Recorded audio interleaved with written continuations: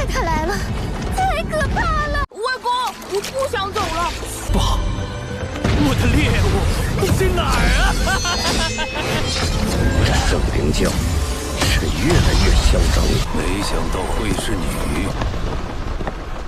Di episode ke-132 Soulland 2 kali ini, setelah menumpas pasukan Kekaisaran Matahari Bulan yang menginvasi wilayah Kutub Utara, Huo Yuhao segera membawa Raja Beruang Es, Xiao Bai, menuju lokasi yang sangat ia rindukan, mata air Yin yang es api. Namun, pemandangan yang menyambutnya membuat langkahnya terhenti.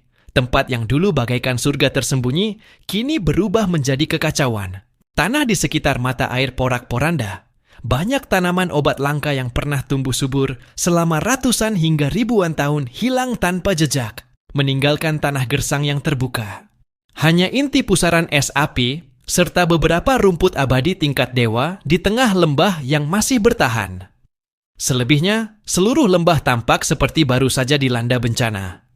Sebelum Huo Yuhao melangkah lebih dekat, suara lembut penuh keluhan dan tangis menahannya. Itu adalah Yuyu, roh penjaga aroma aneh sejati, salah satu roh obat terkuat yang menjaga tempat ini. Dengan suara serak penuh emosi, Yuyu langsung mengadukan penyebab kehancuran tersebut. 2 ekor Dark Gold Dreadclaw Bear, Damao dan Ermao, yang Huo Yuhao tinggalkan untuk menunggu waktu penjemputan, telah membuat malapetaka selama kepergiannya.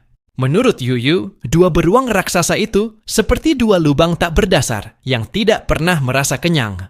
Hampir seluruh tanaman obat di bagian luar lembah yang sudah tumbuh selama ratusan tahun habis dilahap. Lebih buruk lagi, kedua beruang itu bahkan beberapa kali mencoba menyantap para roh obat inti. Namun, karena menghormati Huo Yuhao, para roh obat tidak berani membinasakan kedua beruang tersebut. Akibatnya, mereka hanya bisa hidup dalam kecemasan, menyaksikan rumah mereka terkikis hari demi hari. Yuyu bahkan berkata dengan suara bergetar, "Jika kau tidak datang lebih cepat, kami mungkin benar-benar akan nekat menyerang mereka." Keduanya semakin kuat dan semakin berbahaya. Huo Yuhao akhirnya memahami alasan lembah ini terlihat begitu hancur. Ia segera menjelaskan tujuan kedatangannya. Ia datang untuk membawa pulang Damao dan Ermao. Mendengar itu, Yuyu dan seluruh roh obat di lembah serentak menghela napas lega. Namun belum sempat mereka merayakan kabar baik itu, Xiao Bai, sang Raja Beruang Es, tiba-tiba terpaku oleh pancaran dingin dari mata air ekstrem dingin. Sebelum Huo Yuhao sempat menghentikannya, Xiao Bai langsung melompat ke dalam sumber air es yang sangat dingin itu dan berenang dengan riang seperti anak kecil yang menemukan mainan baru. "Yuhao, ini tempat yang luar biasa nyaman. Aku ingin tinggal di sini." Melihat tubuh Xiao Bai yang sebesar gunung dan aura mendominasi menyebar dari tubuhnya, seluruh roh obat seketika gemetar ketakutan. Bahkan Li Huo Xingjiaoshu, penjaga sisi mata air panas, ikut tersentak dan merapat ke inti pusaran demi menghindari aura sang Raja Beruang. Di bawah bimbingan Yuyu, Huo Yuhao akhirnya menemukan Damao dan Ermao. Keduanya sedang tidur, mendengkur keras di pojok lembah, seolah tidak menyadari kehancuran yang telah mereka timbulkan. Dengan tenang, Huo Yuhao membuka setengah bidang dimensi kematian miliknya dan menyedot kedua beruang itu masuk sebelum mereka bangun. Setelah puas bermain di mata air, Xiao Bai tiba-tiba memohon kepada Huo Yuhao agar ia diberi izin tinggal sendirian di sini untuk beristirahat dan memulihkan diri. Namun sebelum Yuhao sempat menjawab, Yuyu langsung menangis terseduh-seduh. "Huo Yuhao, mohon, demi kedamaian kami, bawalah beruang besar itu bersamamu. Jika perlu, kami rela menyerahkan seluruh esensi dan harta terbaik kami."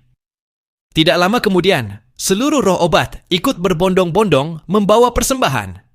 Esensi tanaman langka, akar obat ribuan tahun, hingga cijiao milik Li Huo Xingjiaoshu, semua diletakkan di hadapan Huo Yuhao sebagai uang damai. Melihat ketulusan mereka, Huo Yuhao tidak tega menolak. Ia menerima hadiah itu, kemudian membawa Xiao Bai keluar dari lembah, diiringi sorot mata penuh harapan dari para roh obat. Tujuan mereka berikutnya, Kota Tiandou. Infiltrasi Kota Tiandou. Kota Tiandou kini dikuasai sepenuhnya oleh Kekaisaran Matahari Bulan. Huo Yuhao harus menemukan petunjuk mengenai Sekte Roh Kudus dan keberadaan Tang Ya. Ia bergerak cepat menyusup menuju pusat kota, Targetnya, istana kerajaan Tianhun, tempat yang kini diduduki musuh dan dipenuhi para ahli dengan fluktuasi kekuatan jiwa yang tinggi. Jika ada penyihir roh jahat atau jejak sekte Roh Kudus, disitulah tempatnya. Dengan mengaktifkan simulasi, Huo Yuhao menghilang dari pandangan siapapun. Ia memilih sebuah taman kecil dengan danau dangkal sebagai titik masuk. Tanpa suara, ia menyelam ke dalam air. Bagi Yuhao, dunia bawah air adalah tempat persembunyian yang sempurna. Di dasar danau, matanya memancarkan kilau kebiruan. Suhu di sekitarnya menurun drastis. Berbeda dari pembekuan biasa, ia membuat lapisan es mulai mengeras dari dasar danau ke arah permukaan, membentuk struktur beku yang kokoh. Ke dalam es itu, ia menyuntikkan kekuatan ledakan es, menjadikan seluruh danau perangkap besar yang bisa meledak kapan saja. Setelah perangkap selesai, barulah ia bergerak menuju bagian terdalam istana. Di antara bayang-bayang sebuah bangunan, ia berhenti, menstabilkan kondisi tubuh dan napasnya. Lalu, dengan tatapan tajam, mata takdir di dahinya terbuka. Kekuatan spiritualnya meledak bagai gelombang tak terlihat, merambat menyelimuti seluruh area istana dalam hitungan napas. Ia sengaja baru melakukannya setelah berada jauh di dalam istana, agar dapat menarik perhatian para ahli tersembunyi, sekaligus memancing mereka keluar. Seperti yang ia perkirakan. Begitu deteksi spiritualnya menyebar, ia merasakan 3 titik di pusat istana yang menolak penyelidikan mentalnya. Tanda jelas adanya ahli tingkat tinggi atau pertahanan mental kelas berat. Tanpa ragu, tepat 3 detik kemudian, Huo Yuhao memutuskan deteksi spiritualnya dan langsung melepaskan domain gangguan mental sebagai pengalih perhatian. Tubuhnya berkelebat, melesat ke arah rute pelarian yang sudah ia tentukan. Tidak lama setelah ia pergi, 2 figur hitam muncul di tempat ia berdiri. Keduanya adalah penyihir roh jahat dengan simbol api putih berbentuk nyala pada dada mereka. Yang satu adalah lelaki tua, bertubuh besar, seorang Douluo berjudul. Yang satunya lagi kurus, bermata tajam, seorang Soul Douluo spesialis mental. Penyihir mental itu mendeteksi sisa fluktuasi spiritual Huo Yuhao dan langsung menemukan arah perginya target. Keduanya pun segera melesat mengejar. Yuhao, yang sudah berada jauh di depan, tetap mempertahankan deteksi spiritual skala kecil, memastikan ia tidak masuk ke area yang dipenuhi penghalang mental. Ia tahu posisi lawannya dengan jelas. Perlahan ia memancing mereka menuju perangkap, danau kecil yang sudah ia siapkan. Begitu kedua musuh tiba tepat di atas danau, mengikuti jalur terbang Huo Yuhao. Senyum tipis terangkat di sudut bibirnya. Ia mengaktifkan perangkap. Suara ledakan menggelegar, memecah keheningan malam. Seluruh kota Tiandou seolah bergetar. Danau seluas ratusan meter itu meledak menjadi bom raksasa. Lapisan es yang dipenuhi energi ledakan es hancur seketika, menciptakan badai serpihan es yang tajam dan mematikan. Air dan puing bangunan terhempas ke langit. Sebagian dinding istana runtuh diterjang gelombang ledakan. Kekuatan ledakan itu setara dengan tebasan penuh seorang Douluo berjudul, hasil perencanaan matang Huo Yuhao. Kedua pengejarnya tersapu badai es tanpa sempat bereaksi. Sang Douluo berjudul, dengan kekuatan yang keras, berhasil bertahan meski terpental jauh. Namun Soul Douluo, spesialis mental itu, tidak seberuntung itu. Perisai jiwanya pecah, tubuhnya terluka parah. 2 kakinya hancur oleh hantaman energi, dan darah mengalir dari 7 lubang di wajahnya. Ledakan dahsyat itu masih menggema ketika jeritan melengking pecah di udara. Soul Douluo bertubuh kurus, yang lebih dulu terkena hantaman, terpental tak berdaya. Kedua kakinya telah hancur, dan kekacauan energi jiwa membuat tubuhnya tak lagi bisa dikendalikan. Ia berputar-putar di udara sebelum jatuh dengan kecepatan mengerikan. Di sisi lain, Douluo berjudul tua yang menyertainya berhasil bertahan hidup, tetapi kondisinya jauh dari baik. Walau tulangnya tidak sampai patah, darah yang dimuntahkannya langsung membeku menjadi butir-butir es di udara, menandakan betapa dahsyatnya dampak serangan Huo Yuhao barusan. Soul Douluo kurus itu berusaha keras menahan jatuhnya tubuh. Namun ketika ia mencoba menstabilkan diri, rasa dingin yang berasal dari kedalaman jiwanya tiba-tiba menyerang. Sebagai ahli tipe spiritual, nalurinya terhadap bahaya jauh lebih peka daripada orang lain. Rasa itu membuatnya menyadari bahwa kematian sedang mengintainya. Ketakutan membuat suaranya pecah saat ia mencoba berteriak meminta bantuan, tetapi jeritan itu tidak sempat selesai. Di depan tubuhnya yang sedang jatuh, ruang malam mendadak bergetar seperti kain yang ditarik kuat. Dari celah ruang yang bergetar itu, melesat seberkas cahaya keemasan, tipis dan tajam bagaikan kilat. Cahaya itu menembus kepala sang Sol Douluo kurus. Tubuhnya seketika berhenti bergerak, lalu mengering dalam hitungan detik. Kulitnya mengeriput, dagingnya mengempis, dan tubuhnya berubah menjadi rangka rapuh yang remuk diterpa angin malam. Cahaya keemasan itu menampakkan wujud sebenarnya, tombak naga emas. Douluo berjudul tua yang selamat baru menyadari apa yang telah terjadi, tetapi Huo Yuhao sudah menghilang tanpa jejak. Jauh di bawah sana, di lorong-lorong gelap kota Tiandou, Huo Yuhao berdiri terengah. Bukan karena kelelahan, tetapi akibat adrenalin yang masih membara. Ia baru saja membunuh target paling berbahaya dan lolos tanpa meninggalkan jejak. Dengan lenyapnya satu-satunya Sol Douluo spiritual di istana, ruang geraknya kini jauh lebih aman. Namun waktu tidak berpihak padanya. Jika ingin menemukan keberadaan Sekte Roh Kudus dan Tangya, ia membutuhkan seseorang dari tingkat tinggi yang ingatannya bisa dibaca. Itu berarti menangkap seorang Evil Soul Master hidup-hidup cara paling sederhana, tetapi juga paling berisiko. Keesokan hari setelah mengamati perbaikan di sekitar istana, Huo Yuhao menemukan bahwa meski penjagaan diperketat, kota tidak ditutup penuh. Itu memberinya peluang. Menyusup seorang diri ke istana yang kini lebih waspada terlalu berbahaya, maka ia memanggil Raja Beruang Es, Xiao Bai. Dengan kekuatan Xiao Bai, mereka tidak perlu lagi menembus terlalu dalam. Yuhao hanya perlu menjalankan bagian yang lebih sulit dan halus, sementara Xiao Bai menjadi kekuatan pendukung utama.